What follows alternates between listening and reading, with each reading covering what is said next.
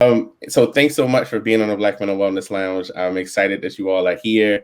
I appreciate all three of you, the work that you do. You all know that I'm fans of y'all. And so I appreciate y'all being here. So we're going to get right into the conversation. So first, I just want each of you just to introduce yourself to the Black Mental Wellness Lounge. And Crystal, we'll start with you. Okay. Well, my name is Crystal Dorsey.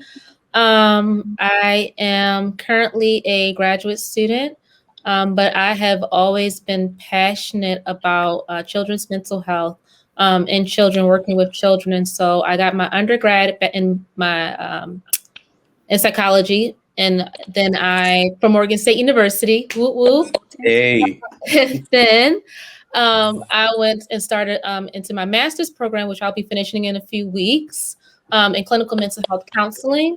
And so what I really became passionate about was how to integrate and finding ways to integrate creativity and being able to put that creativity in a way that kids can understand through like promoting their mental health, connecting them with how to express themselves.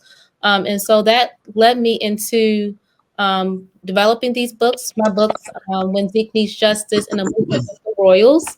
And so I really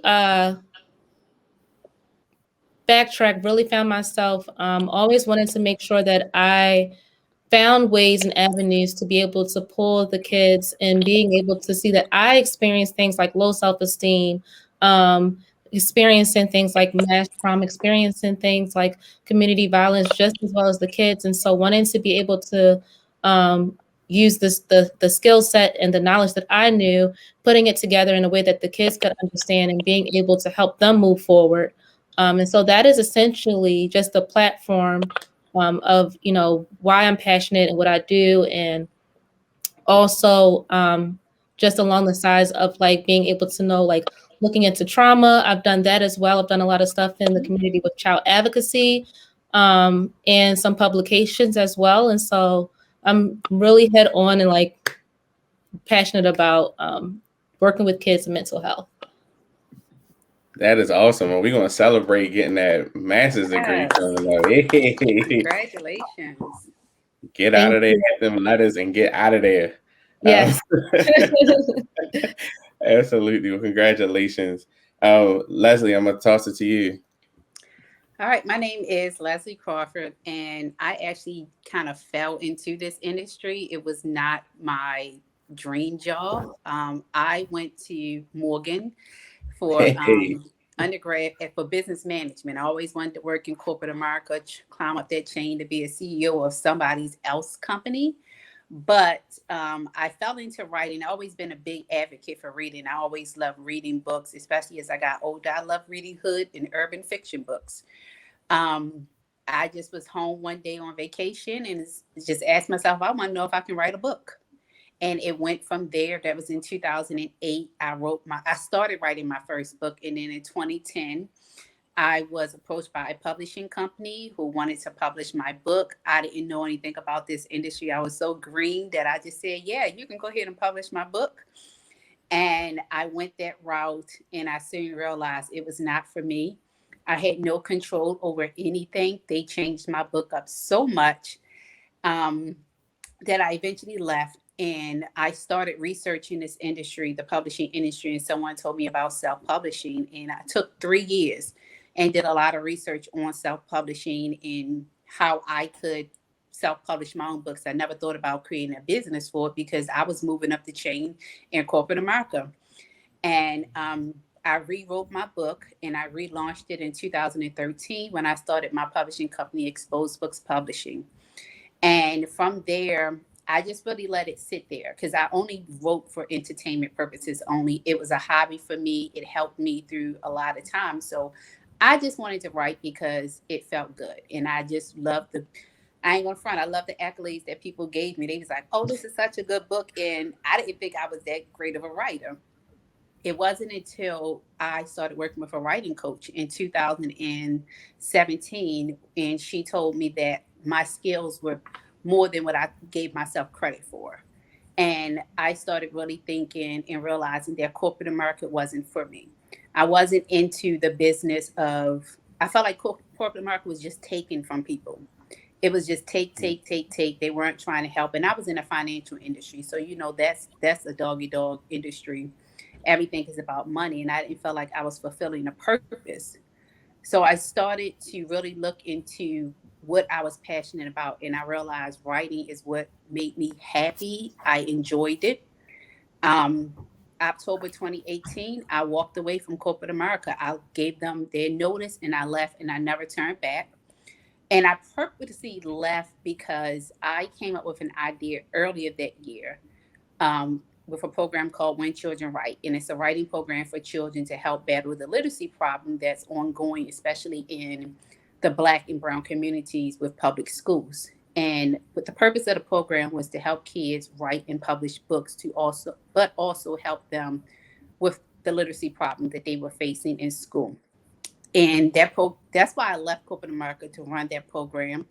Program ran successfully for 2 years, and then COVID hit.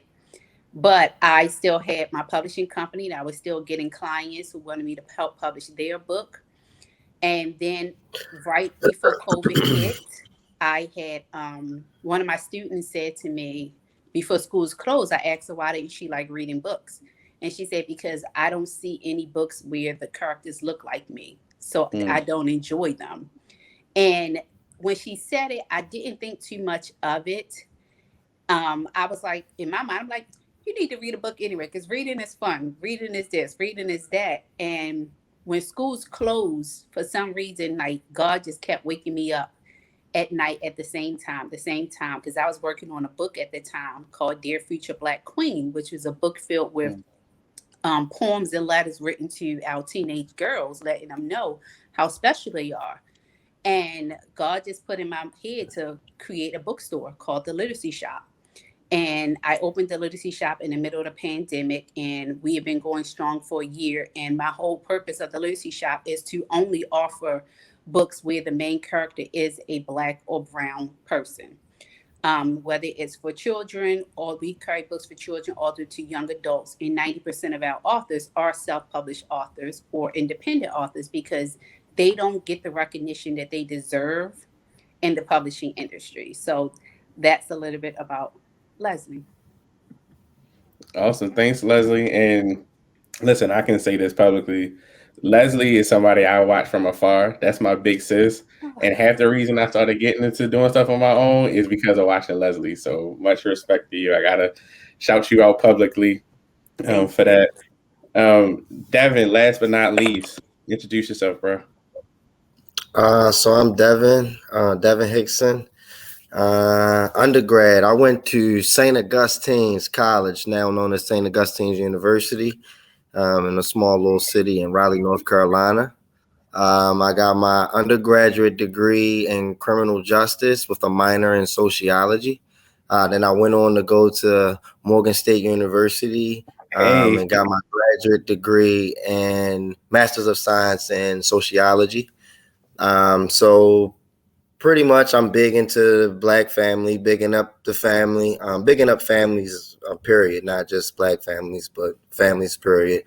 I feel like that's really key to some of the social struggles that we have out here today in society. And I wanted to write a story about fathers in particular being in their children's lives just for the simple things that they do. Sometimes, dads get painted in a bad picture, a bad light. And I just wanted to speak from my heart about being a dad because I had just become a dad at the time.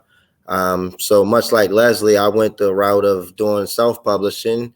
I created a business and created my own publishing company, which is Dreamweaver Creations. And I self-published 2 children's books. One children's book is Daddy Hero, and then the other children's book is Daddy Hero and the Sidekick with Charm.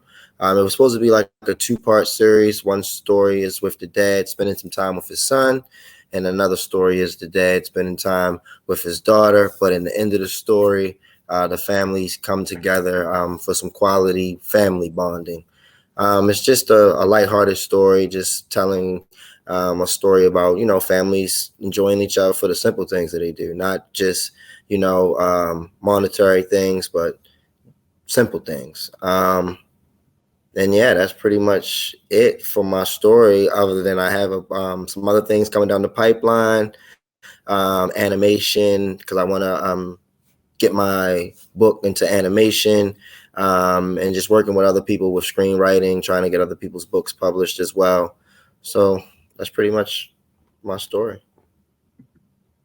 That's awesome. That's awesome, man. To be surrounded by Morganites is always a good time. To be surrounded by Morganites as well. So thanks for y'all introducing yourselves, and you all have had like different paths, and have created different things, and have released and published some different stuff. And so I know each of you has developed and created a book specifically for young people, right? Like as a part of the work that you all have done. And so with that, I want to just take a little dive into that, and to get into, tell us, about the book, anything else you want to tell us about the book. And then just tell us, what made you want to, write a children's book? What made you want to get into doing something for, children, young adult, adolescents, what have you? What made you want to get into that? And I'm gonna start in reverse. Devin, I'm gonna throw it back to you. Okay, so what really gave me the push to want to get involved is I work with a company called Win Family Services. So I'm actually in the mental health field. We provide counsel support services, therapy services, wellness services, things of that nature. And just being out in the community, specifically working with youth. I also work in the foster care side of things with this particular program. So I was always around youth. And one of the things that I saw missing, because I was lucky to have a father in the home, was some of the children that I would come in contact with, they just didn't have that connection with male figures in particular, not even just dads, just males in particular. So I just got motivated and wanted to tell a story about all those experiences that I've had with my uncles, dads, cousins, men around the neighborhood that have always poured into us, and those small family stories that just really give you a sense of hope and something that you can connect to. Because like was said earlier, it's not a lot of representation out here. So I just wanted to tell a story from our standpoint and show that we can normalize family, and that could be a good thing. That's dope. Leslie, I'm gonna throw it to you. All right, so I previously mentioned I started off writing urban fiction book, just hood ghetto stories that I could relate to from growing up in the hood. But when I left my job, I started substitute teaching mainly off of get my research done for my writing program. I wanted to be inside of the classrooms to see what was going on. And I ended up falling in love with teaching. So I ended up being a permanent sub at this one particular school, got to know all of these kids. And the just before the pandemic, as I mentioned, it was a group of fifth grade girls, and I had a good relationship with them, joking around with them. But they always would talk about how dark their skin was, or that they had to wear a weave in their hair, or their hair wasn't as soft as one of the Caucasian girls or the Hispanic girls in the classroom, or they felt as though they had to have their nails, these long inch nails in the fifth grade. Everything was materialistic. And I could see that even though they didn't say it, I could see their self-esteem was being shot by the fact they didn't look like certain girls. Or one of the girls, her mother always kept her hair in a natural hairstyle, which was pretty, but in her eyes, she didn't like it. She wanted the braids, or she wanted the weaves and stuff. And it caused me to start thinking that, who's letting these girls know that you're okay the way you are, you're pretty the way you are, and you don't need to look like someone on Instagram or someone in the videos. So one day I just sit down and I just started writing poems. I'm not a poet. I'm not even a big fan of poetry, but I just started writing these poems to these girls, letting them know that you are a future Black queen, that this world will not survive without Black women. We hold this world together. And I wanted them to let them know. So it was just a 30-day collection of stories, and it mainly for purpose of affirmation. So this book was written for them to read a poem or a letter every day. and answer some questions. How did you feel after that? How do you feel about this, or how do you feel about that? And it gave them a list of affirmations that they could recite daily to remind themselves of who they are. When they look in the mirror, you are a beautiful Black queen.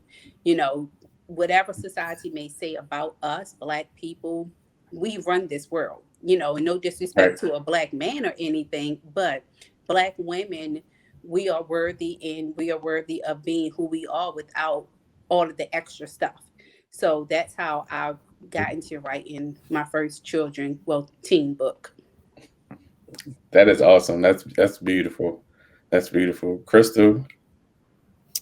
My like, I guess, path or journey to this is like 3 parts, and I'll get to one of the like biggest parts for me. But the first part is primarily that like I've always been interested in reading. Like my upbringing, like my 4-year-old birthday was a birthday cake of a little girl with a book in front of her.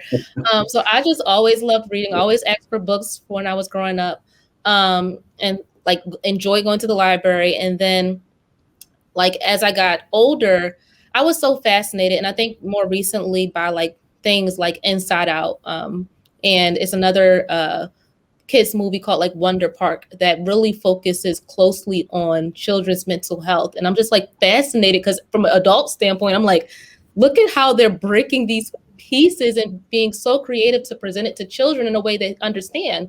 I mean, even right now, I'm also in the mental health field. And so I work with kids with autism, and I work with neurotypical kids where they use things like Inside Out to help kids in expressing their feelings, to help them identify their feelings. And so I'm like, when can I start creating that platform, right? Like, and just like Devin and Leslie said, like being able to insert like diversity into it, because that's not seen. And so one of the things that I created was I Spy Kids Culture, which will bring a cultural diverse approach to kids' mental health and reading and literature and all those different pieces, and integrating it into a way where the kids see themselves in these books. So that's the second part. But the third part, which I have to acknowledge, right, is that there's a triangle here for me that I'm so appreciative of, because I connected with you, Brandon, first, and like I got all these like goals going on in my mind, and I want to get them done, and like I want to write children's books, but I don't know if it's this year. You're like, hey, I know someone named Leslie, and I'm like, okay, and then like connects me with Leslie, and so actually my books are published through Leslie's publishing company, and so being able to create networks and support in your efforts, I'm so appreciative of both of your efforts, but again, that's how I came into all of this, being connected from a personal standpoint, professional standpoint, and just being able to have the right network around me to build and start my vision and continue just like Devin and going forward. So I have next things, like I would love to do animation. So I love to network with you next, Devin, and kind of like seeing how that goes. But all those different things to me are my next steps and like what's a part of me and why it's important. Yeah, so I mean, it's beautiful when something comes together, right? When a plan comes together, and so it's so great, and obviously I'm so glad I could connect you all. And each of y'all have talked about like your passions and seeing a need and then meeting a need, right? Like there's so many people. And Devin, you even talk in your the title of your company about dreams, right? Like there's so many people who have things that they want to do or see a need and don't move, right? And don't tackle it, or don't feel that they can tackle it, right? And it's for a number of reasons. We all have done it at some point in our lives, or we're stuck and didn't move and things like that. And that's something that our young people experience also, right? Young people experience it, adults experience it. And so you are talking about wanting to meet a need, and talking about each one of you have talked about like self-esteem, representation, and all of these things. So when you all create the type of things that you all have created, the books that you've created, the things within the books that you've created, when you as in working with young people, how do you see the impact of that representation? Like what does that mean for them, like when they're exposed to that, like what does it do for a child to get exposed to their representation, their stories? You know, each of you represents something, you know, something different. With Devin with you know, Black males, and Leslie with Black girls, and Crystal, you talking about racial trauma and those things as well. Like there's a mix here. Like what does it do, you know, for young people when they're exposed to that positive representation that comes out in the form of you all in your books? And I'm gonna throw it to Leslie first. I think it creates it allows their self-esteem to be bigger than what it was. And I say that because growing up, the only books I remember, I mean, and I love reading, but it was Sweet Valley High, who had the one little Black girl in there. I think they had a Black girl. It may have been just a brown girl. I don't remember. But the Babysitter's Club, that one Black girl. I didn't get exposed to Black authors until I think I was in the 8th or 9th grade. And I didn't see anything wrong with it until I became a parent.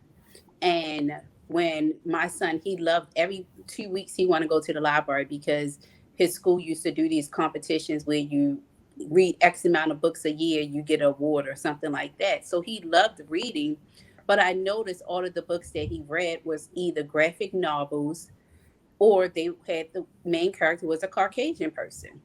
And I could not find any authors that wrote books for Black children where the main character was a Black child. And that was my main reason for creating the Literacy Shop. So now when I have parents buy books from the Literacy Shop, and when I do my lives on Instagram and parents get on there or their children start talking about it, they let me know that their children feel a sense of pride because now they can open up a book and realize that a princess don't have to have straight hair. She can have Afro puffs in her hair.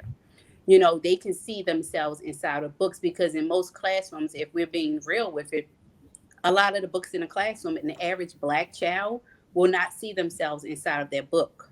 So for them to know that they have these variety of books out here from all of these Black authors who just unfortunately are not in the mainstream spotlight, they know these books are out here now. And they open them up and they see themselves. They can relate to stories. They can relate to Devin's stories about having a healthy relationship with a man, whether if it's a father, an uncle, a brother, or something like that. They can relate to Crystal's stories of the racial trauma that they deal with, the stuff that they turn on the TV and they don't know how to deal with it. But here's this book, When Zeke Needs Justice, that talks about how to deal with racial injustice, how to deal with and how to still trust the police, you know, how to still deal with all of these things. And I just think it gives kids a sense of pride and raise their self-esteem on being a Black person and knowing that, I mean, we are worth it. We are you know what it is. So listen, you free. You say whatever you want on here. So I definitely understand that. Devin, I'm gonna toss it to you.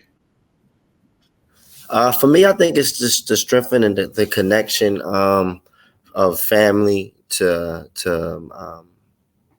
something greater and better than what the typical stereotypes are about Black families. Because excuse me, my books specifically says dads are heroes. And that's something that we want to continue to highlight. And for me to see children look at fathers like that, that's the beautiful thing for me. And it continues to show that my book was needed. So just getting that type of feedback from kids and from families to even highlight how a family could come together and have a great time and not even spend money, not even look at the materialistic things. Yeah. Jeez. Daggone cough. Excuse me. Listen, my these kids and went back to camp and they done brought me back a coat. I'm just getting over one. So listen, I get it. Wow. Them kids. That was a deep cough. You good, yeah, bro? so just making sure that we continue to create stories like that too, though, because one of the things that we don't want to happen is for somebody else to tell our story, and a lot of times our stories are being told by other people, and the beauty of our story and our success that happens with our families isn't always highlighted. So to see somebody pick up my book and say, "Oh man, that was a great representation of not only dads but the Black family in general," that's what does it for me. That's awesome. That's awesome. Crystal, I'm gonna toss it to you. Yeah, I definitely have to pick it up from where Devin was just, again, talking about just trying to create these, and Leslie as well, but trying to build up their self-esteem. So for me, from one of my books, A Movement with the Royals, it was really about trying to build up their self-worth, right? And so like I get the picture of there's always like these limitations in my mind of like, if you look back at some of the childhood TV shows that we grew up on or watched, or you may have watched or whatever, like they're all like, it was always just like Leslie said, it's like one Black character or one character of color. And it was a limitation. It's like, is enough, and then in consideration of thinking, is this enough? Right? We've included the Asian, we've included the Asian American, we've included the white American, we've included a Black American, but was it really enough? Like, is there really a connection? Is it relatable? Is it something that you can generalize? Like, can I really relate to the Black boy on there? I'm not an athlete. I'm not this. I'm not that. Just to what Devin was saying, they're created by other people. Even in my research, when I was researching things for my book, and trying to make sure that I had relevant information, I had to see who was writing these research articles, who was writing these articles, where was I getting this information from? Who was this person? What was their background? Because anybody can really write something, but I wanted it to be meaningful and connected to someone that had the right passion and approach behind it and able to connect with it based on looking on their works. But even with my book, For a Movement with the Royals, I think about when I was growing up, and even now, like you see things in stores like King and Princess and Prince and Queen related to the Black community, right? And so for me in my book, I really wanted to get a depiction of something more concrete and relating it to something that the kids can connect with. And so that was related to their skin color, right? So being able to do things like that, something that they can like walk away with, that's not like just the idea, but something like, my skin makes me royal. And just in those experiences, I've been able to like hear from people and parents and relatives like telling me about their nieces and nephews just enjoying the book. And like one of my customers was like, "Oh my goodness, like my niece keeps calling me over and over again and FaceTime me and wants to read this book to me." And just like, and that makes me ecstatic. Like, it's just like, I love, and that she's getting the concept and understanding it. And now she has something that she can walk away with. That's the whole point. The crown, the royalty, you already have it. And so that's what I want to expand on. And also, again, cultural diversity in other areas, but how can it make it something that's tangible, approachable for the kids? Listen, that is awesome. Like that, each of you talking about, the impact of your book and what people take away from it. Like that's major to, to pour something out of yourself. Like, you all are creatives, right? Like you all are, putting a part of yourself down on paper, like each time, and then releasing it to the world. And so like, I want to piggyback off of what, Crystal was saying, like that experience for her of like, like what that, like what that meant for her. So I just want you guys just to like, tell me what this means to you. Like, what does this do for your own mental health? Right? Like seeing this need, creating it, having it be received in a certain way. Like, what does it do for your mental health? And Chris, I'm gonna throw it right back to you to see if you want to expand on that. But like, what does this just being in this space mean for you and your individual mental health? I think for me, especially being in the mental health field, it helps for me to connect and build an awareness. And so a lot of times, like I know, I think it puts into practice. It's like a practice in which you preach, right? So it's like being able to build an awareness and being able to be effective in what I'm doing. But it also goes back to connecting to my childhood. I've always been I'm a naturally born artist. So I've always illustrated. I've always been able to illustrate and things like that. I've never gone to school for it. So I love drawing things and just whatever, Mickey Mouse, whoever, finding stuff to draw and doing that. And then being able to write stories. I was always trying to write a story when I was in middle school. Look back at my laptop, I'm like, what was I even thinking about? Like, I have no idea where my mind was, but I was able to put it on paper and it was so therapeutic. And like I said, reading was also therapeutic to me. Always reading stories and everything. And so getting to thinking about how all those different things, a lot of our kids can have that same outlet, being able to write, being able to do, as Leslie mentioned earlier, like poetry, diary entries are things that kids still do right now. And they come in different ways and forms. And so like for me, especially during the time of COVID, like that's when I had started writing right before. I had the thought of doing it before COVID, but it was really where, it was manifested and like festered and put into works and everything like that during COVID. And so that was something that gave a lot of, that helped me with my mental cycle, my mental health and everything, being able to draw, being able to write, being able to focus on something different than what I've been doing before the pre-COVID. Absolutely. Devin, I'm gonna kick it to you. Oh, you on mute. Go ahead.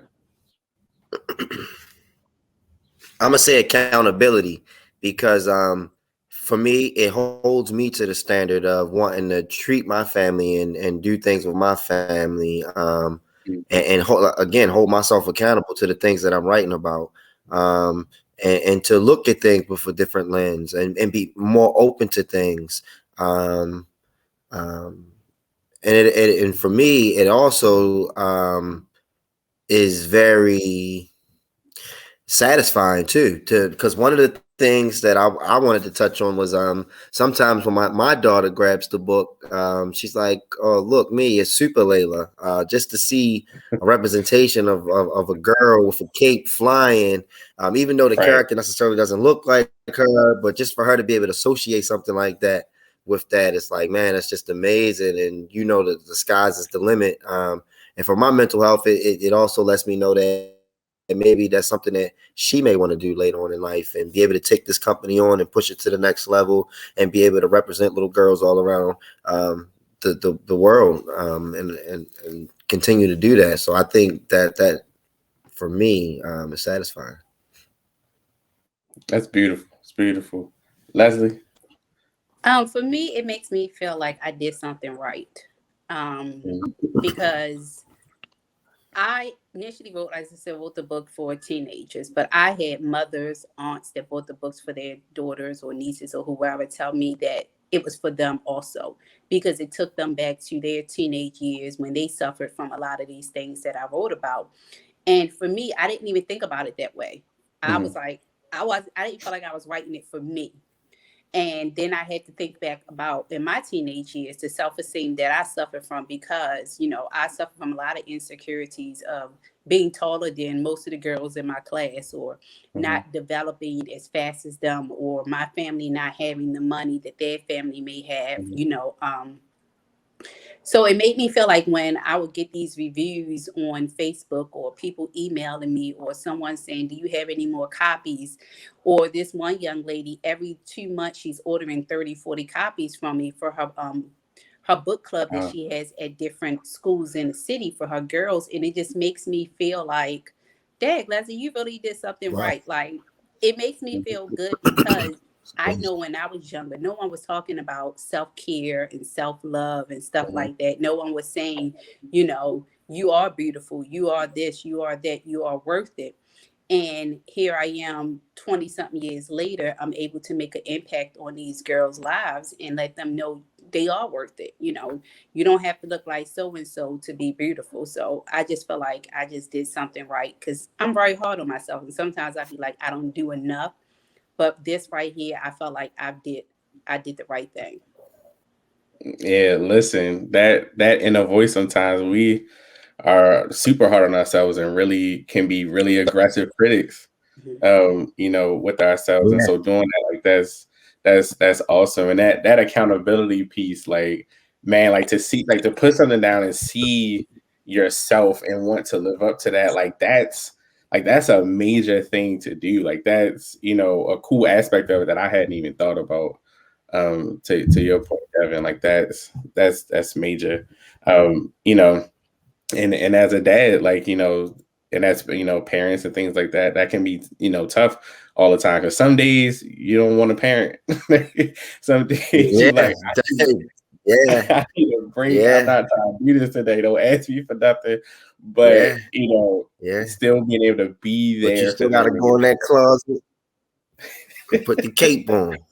Right. Absolutely. And sometimes you need the strength of the cape to keep going, because all days you don't feel that way. Right. Yeah. Man, that's awesome. Y'all dropping some good stuff. So I'm gonna ask y'all another question. I'm gonna get y'all out of here.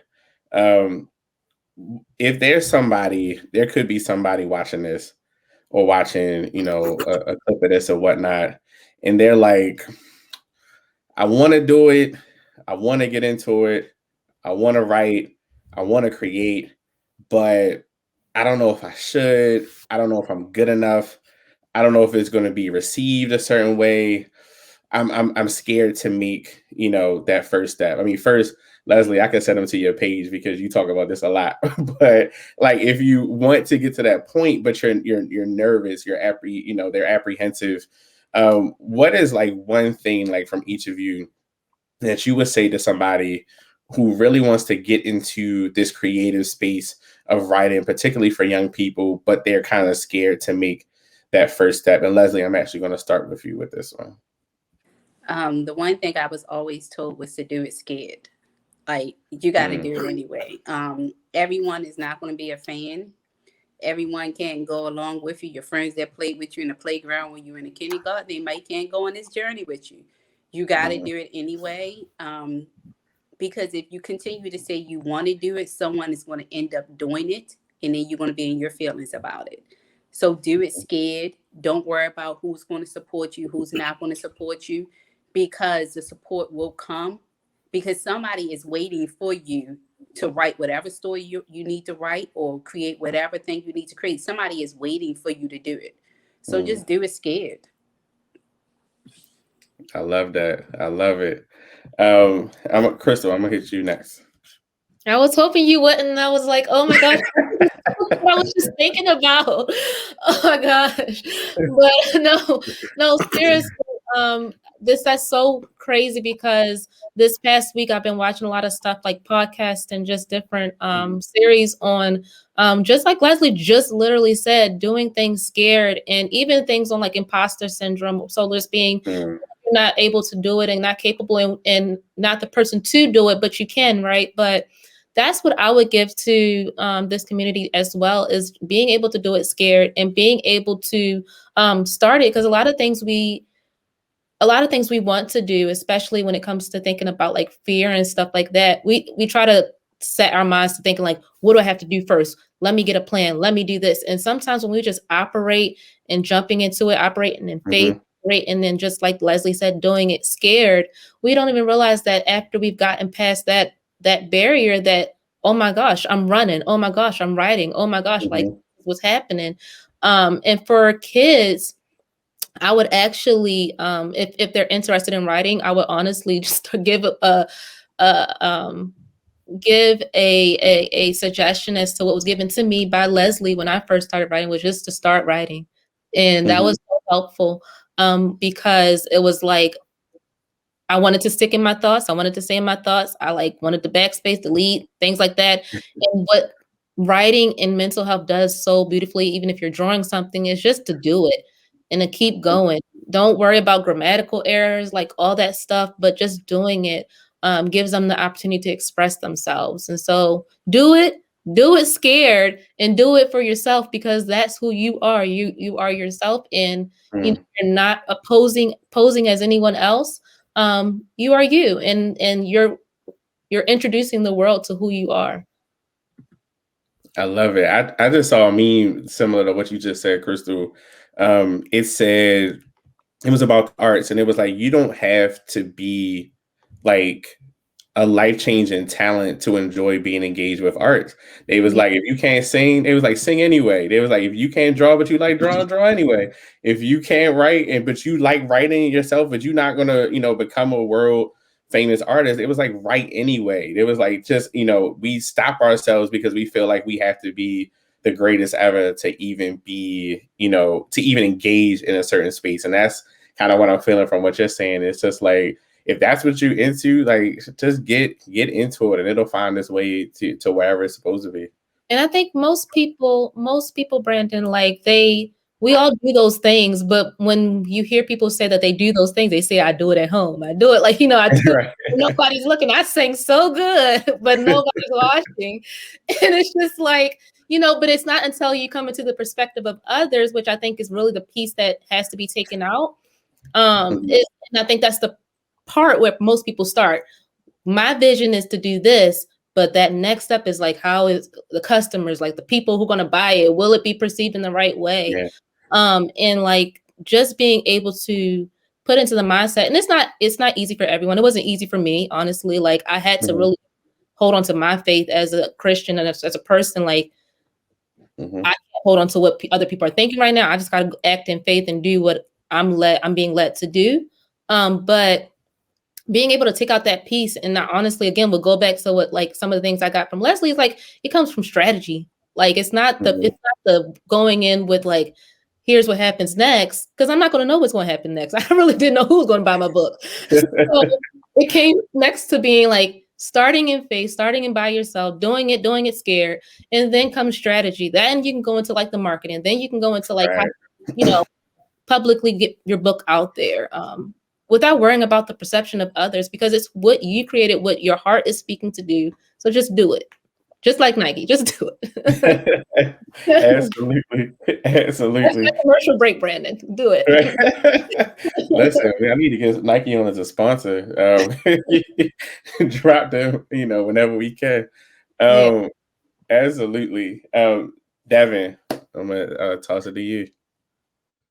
I would tell them failure is success disguised as defeat. So sometimes you have to fail in order to be successful. So you got to jump out there and do it. Much to what the ladies on the panel said already. Sometimes you just can't be fearful, and you just got to do it. You got to get out your own way. You got to get out your own space. You have to understand that sometimes you're going to even operate in dysfunction. You have to be okay with that, because sometimes it's hard when things aren't going well, when you got things all over here, you got this idea written down, you got that idea written down, you want to tell this story, but you got to just be able to start somewhere. If you're writing those ideas down and you getting the ideas out and you're verbalizing them, the next thing to do is to continue moving forward and continue to push and push and push. Sometimes it's going to feel like failure, but that's nothing really but success. And it's going to come if you continue at it. Sometimes things like writing books, you want to start one time and you say, oh, I wrote a book and nobody bought my book, so you feel like you're done. Like, no, you got to keep going and keep going and keep going, because it's all about repetition at the end of the day too. So you just got to do it. Absolutely.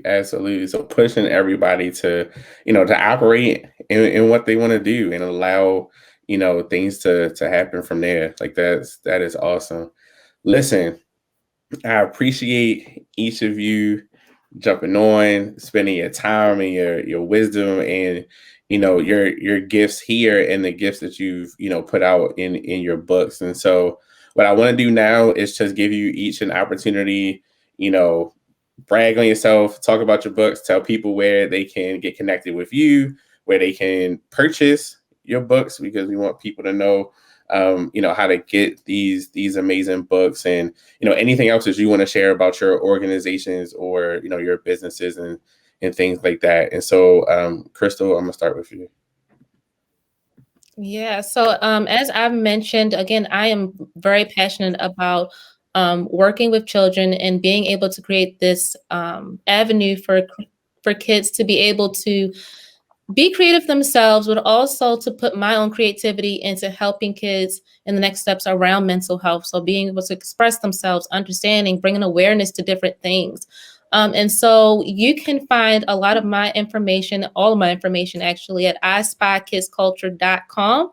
You can also follow me on Instagram as well at the handle sign for or at sign at I Spy Kids Culture, and on Facebook as well for my Facebook page, I Spy Kids Culture. And again, that is broadening the culture diversity around mental health. I will share the some pictures with Brandon as well, but I do have my books here, and Hey, I love, love, love. I'm so obsessed with my characters, you guys. Like this is just like this guy is like my first guy. You don't want to know look what he looked like the first time I drew him, but he's like my baby, right? So like I am just Amazing. so excited and passionate to being able to expand on that. So this is like what I wanted to think about in the very beginning of this panel discussion is that this is just the beginning to I Spy Kids Culture. And so I definitely look to expand into the community, continue to create more advocacy around mental health, create more books.